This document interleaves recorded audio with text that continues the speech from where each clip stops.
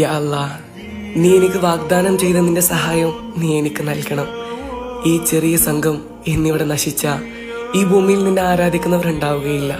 ബദർ രണാങ്കണത്തിന്റെ ഏറ്റവും പുറകിൽ റസൂലുള്ള പടച്ചവനോട് മനമുരുകി പ്രാർത്ഥിക്കുകയാണ്. മുന്നിൽ ഭീകരമായ യുദ്ധഭൂമി. ഒരു വശത്ത് വെറും 313 മുസ്ലിങ്ങൾ, മറുവശത്ത് 1000-ഓളം വരുന്ന ശത്രുസേന.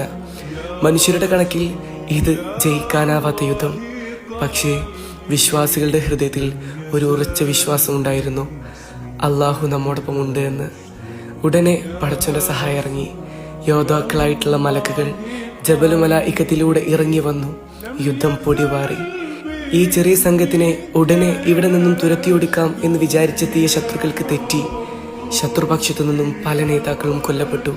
പലരും പേടിച്ചോടി. ഒടുവിൽ ആയുധങ്ങൾക്ക് മുന്നിൽ വിശ്വാസം വിജയിച്ചു. അന്ന് റമളാൻ 17 പടച്ചോന്റെ